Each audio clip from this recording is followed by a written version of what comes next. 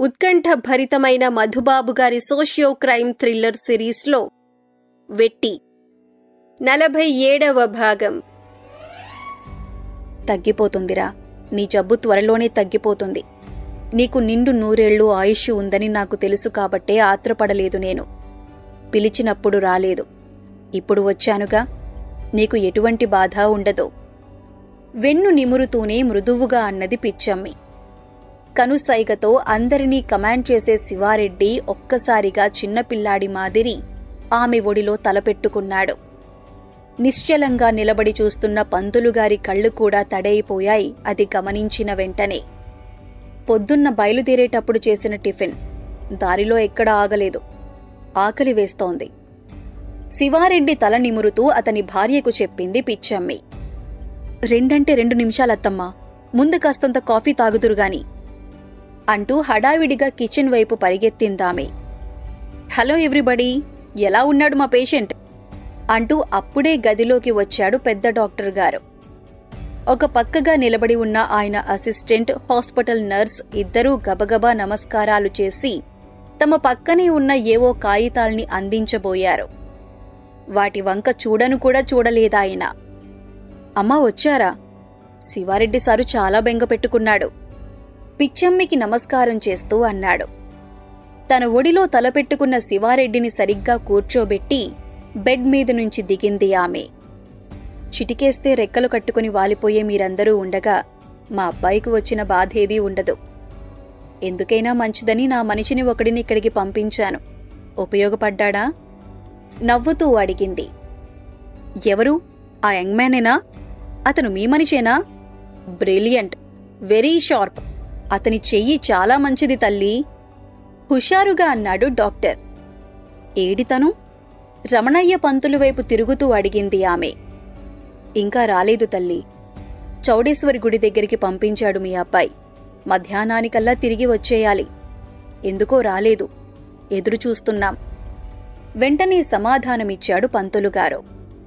మీరొచ్చిన పని చూసుకోండి డాక్టర్ గారు, నేను పలకరించవలసిన వాళ్ళు ఇంకా చాలామంది ఉన్నారు అంటూ ఆ గదిలో నుంచి యువతలికి వచ్చింది ఆమె. పంతులుగారు, మీరు అమ్మ దగ్గరే ఉండండి, ఒంటరిగా వదలకండి.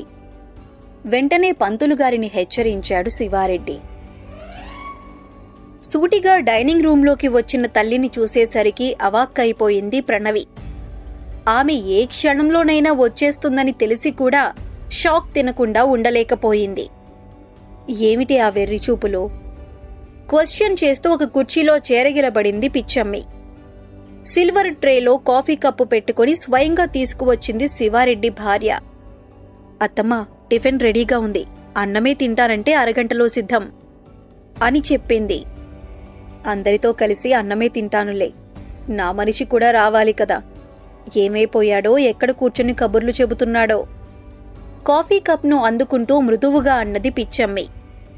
అత్తమ్మా, అతన్ని గనక మీరు పంపించి ఉండకపోయినట్లయితే ఏం జరిగి ఉండేదో ఊహించటానికి కూడా భయం వేస్తోంది. పక్కనే కూర్చుంటూ అన్నది శివారెడ్డి భార్య. నాకు తెలుసు పిల్ల, అన్నీ నాకు తెలుసు. తెలీదని మీరెవరూ అనుకోవాల్సిన అవసరం లేదు. కాఫీని సిప్ చేస్తూ చెప్పింది పిచ్చమ్మి. అప్పటికే తేరుకున్నది ప్రణవి తన షాక్ నుంచి. పౌర్ణమి దాకా రానని చెప్పిన దానివి అప్పుడే ఎందుకొచ్చావు? తల్లి ముఖాన్ని మునివేళ్లతో తనవైపు తిప్పుకుంటూ అడిగింది.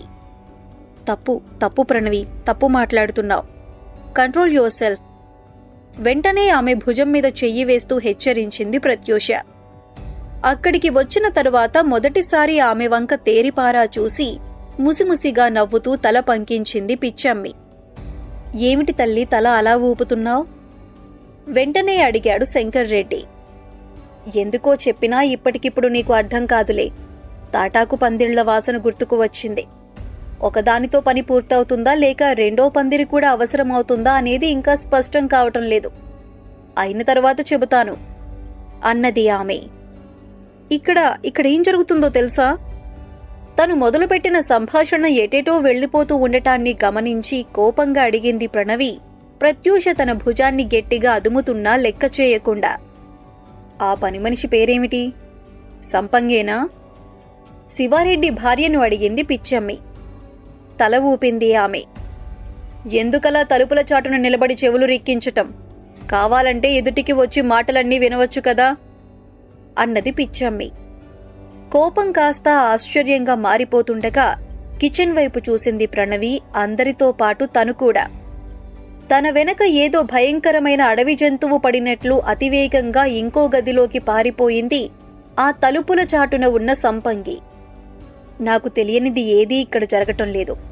నీ ఇష్టానికి వ్యతిరేకంగా ఏ పని జరగదు. కాని అయిన దానికి కాని దానికి నువ్వు ఆవేశపడటం మాత్రం మానుకోవాలి. పెద్ద చేపలను పట్టుకోవటానికి చిన్న చేపలను ఎరవేయాలి. అది మాత్రం గుర్తుంచుకో. కూతురి వైపు చూస్తూ మృదువుగా చెప్పింది పిచ్చమ్మి. నీకేమైనా అర్థమైందా? ప్రత్యూషను తీసుకుని 10 అడుగులు అవతలికి పోయి రహస్యంగా అడిగింది ప్రణవి. ఉట్టి పుణ్యానికి ఇక్కడికి రాలేదు అమ్మగారు. ఏదో నిశ్చయం చేసుకునే వచ్చారు చెప్పింది ఆమె. ఏమిటా నిశ్చయం? చిరాకుగా అడిగింది ప్రణవి. విఠలబాబు వచ్చిన తర్వాత గాని మనకి తెలియదు. మీ అమ్మగారి మాటలు ఎవరికైనా అర్థం కావటమంటూ జరిగితే అది అతనికొక్కడికే. చెల్లాచెదురైన వరి పనుల్ని జాగ్రత్తగా కోసే పనిని అతనికి అప్పగించింది.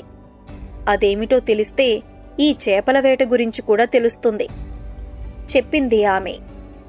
ఈసారి నేను నీతో పాటు కాలేజీకి రాలేననిపిస్తోంది గట్టిగా నిట్టూరుస్తూ అన్నది ప్రణవి. అదేమిటి, అలా ఎందుకని ఆశ్చర్యంగా అడిగింది ప్రత్యూష.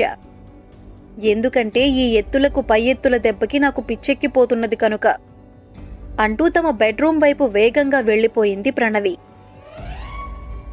అంతకుముందు అందరినీ తన గదిలోనే కూర్చొని అన్నాలు తినమని చెప్పినట్లు 8 గంటల సమయంలో మళ్లీ కోరిక వెలిబుచ్చాడు శివారెడ్డి.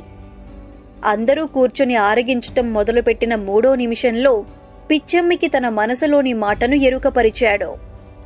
చెల్లాయిని బాజిరెడ్డి కొడుక్కిచ్చి పెళ్లి చేద్దాం. మనకి బాగా కావాల్సినవాడు.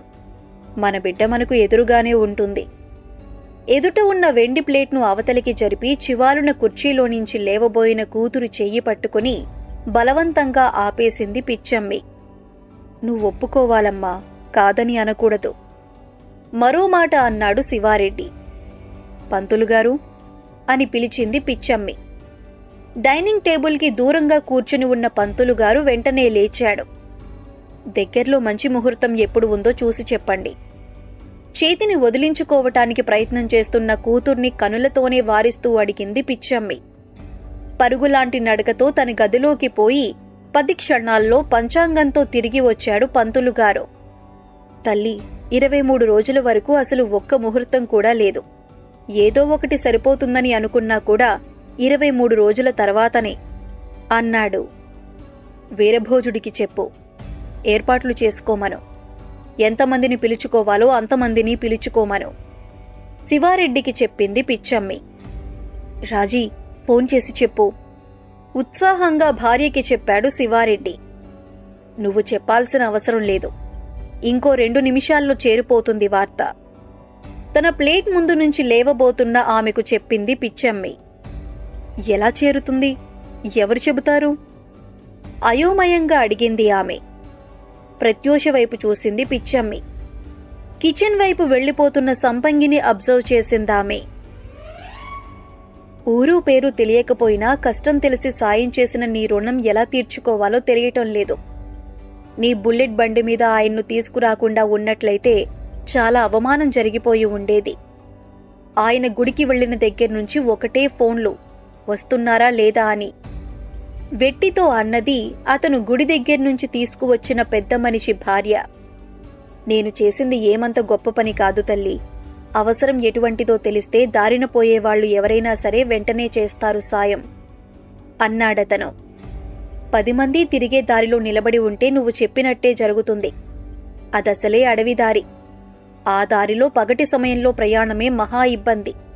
చీకటి పడిన తరువాత ఇంకా చెప్పాల్సిన పనే లేదు అన్నది ఆమె. మధ్యాహ్నం 1 గంట సమయంలో ఆమె భర్తను ఇంటికి చేర్చాడు వెట్టి. అప్పటికే సిద్ధంగా ఉన్నారు ఆ మనిషితో పాటుగా నంద్యాల వెళ్లే బంధువులు కొంతమంది. వారికి ఆయన్ని అప్పగించి తన దారిన తను వెనక్కి బయలుదేరటం మాత్రం అసాధ్యమైపోయింది అతనికి. భోజనం చెయ్యవలసిన సమయంలో తమ ఇంటి గడప తొక్కిన మనిషికి మంచినీళ్లు మాత్రమే ఇచ్చి సాగనంపటానికి ససేమిరా అన్నది ఆ ఇంటి ఇల్లాలు. చౌడేశ్వరి గుడికి వెళ్లాలని ఈ రోజున కూరగాయలతో వంట చేయటం జరిగింది. నువ్వు రేపు కూడా మాతోనే ఉంటానంటే కమ్మటి వేటను వేయించి విందు భోజనం పెడతాను. ఉండిపో అబ్బయ్యా. వడ్డన చేస్తున్న సమయంలో ఆదరంగా అడిగింది. ఆమె మనసు నొచ్చుకోకుండా మృదువైన సమాధానం ఎలా చెప్పాలో తెలియక తత్తరపాటుకు గురవుతున్న వెట్టికి చటుక్కున గుర్తుకు వచ్చింది తన ప్యాంటు జోబులో ఉన్న చౌడేశ్వరి ప్రసాదం గురించి. తల్లి, అవతల నేనెప్పుడు వస్తాను అని ఎదురుచూస్తూ ఉంటారు మా వాళ్ళు. ప్రసాదం తీసుకుపోయి ఇవ్వాలి, మీరు వేరుగా అనుకోకండి అన్నాడు ఆలస్యం చేయకుండా. చౌడేశ్వరి పేరు బయటికి వచ్చిన తరువాత ఒత్తిడి చేయడాన్ని మానుకున్నది ఆ ఇల్లాలు.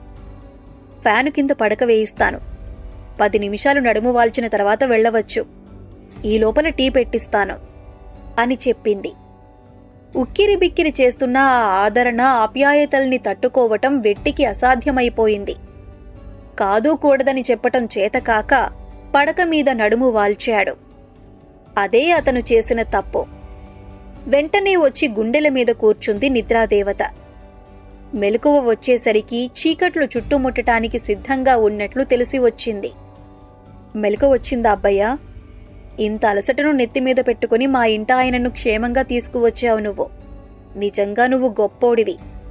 అరగంటలో అన్నం వండటం అయిపోతుంది. శుభ్రంగా తిని మళ్లీ పడకెక్కవచ్చు. వేడివేడి టీ గ్లాసును అందిస్తూ చెప్పింది ఇంటి ఇల్లాలు. అన్నట్టు చెప్పడం మర్చిపోయాను. నా తమ్ముడు గుడి దగ్గర్నుంచి మా బండిని తీసుకువచ్చేశాడు. మధ్యాహ్నం 2ంటికి వచ్చిందట అని కూడా చెప్పింది. ఒకసారి మీ తమ్ముడు గారితో నేను మాట్లాడవచ్చా అని అడిగాడు వెట్టి. అమ్మా పద్మా, ఒకసారిట్రా పెద్దగా పిలిచింది ఆ ఇంటి ఇల్లాలు. 2 క్షణాల తరువాత పాదాలకు పెట్టుకున్న వెండి గజ్జెల పట్టీలు ఘల్లు ఘల్లుమని శబ్దం చేస్తూ ఉండగా అక్కడికి వచ్చింది ఒక పుత్తడి బొమ్మ. మా బిడ్డ, తనకే సంబంధం కుదిరింది. అందరూ నంద్యాల వెళ్ళింది తనకోసమే.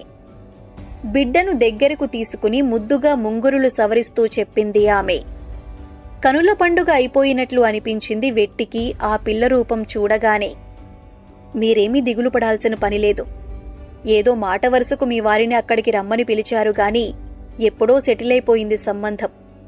ఏదైనా తేడా వచ్చిందంటే వాళ్లు ఒట్టి మూర్ఖ శిఖామణులని అర్థం. పెట్టి పుట్టాలి ఇట్టాంటి పిల్లను తమ ఇంటికి తీసుకుపోవటానికి. తడుముకోకుండా చెప్పేశాడు. నూనె సిగ్గుతో బుగ్గలు ఎరిపెక్కిపోయాయి ఆ బిడ్డకి. ఎందుకే పిలిచావు? తడబడుతూ అడిగింది తల్లిని. మావయ్య ఎక్కడున్నాడో చూసి ఒకసారి ఇక్కడికి రమ్మని చెప్పు. ఈ అబ్బాయి ఏదో మాట్లాడాలని అంటున్నాడు అన్నది తల్లి. తూనీగ మాదిరి రివ్వున పరిగెత్తుకుపోయింది కూతురు. 10 నిమిషాల తర్వాత భుజం మీది కండువాతో ముఖాన్ని తుడుచుకుంటూ లోపలికి వచ్చాడు ఒక యువకుడు.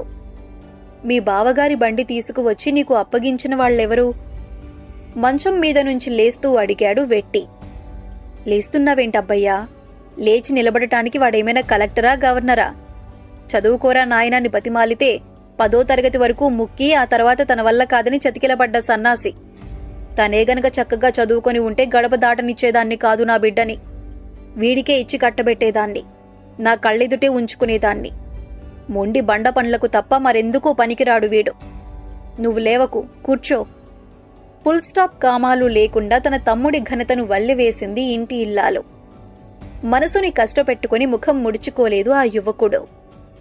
మా అక్క ఎప్పుడూ ఇలాగే మాట్లాడుతూ ఉంటుంది.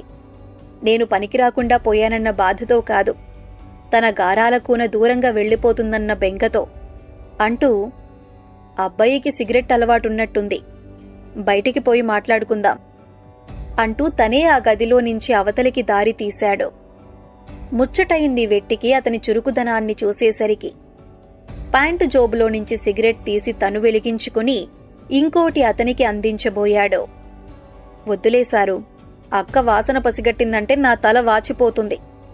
ఇట్టాంటి అలవాట్లన్నీ ఈ గడపకి అవతలే, ఇవతల కాదు అంటూ ఒక చెక్క బల్ల వెట్టి దగ్గరికి జరిపి తను ఇంకో బల్ల మీద కూర్చున్నాడు.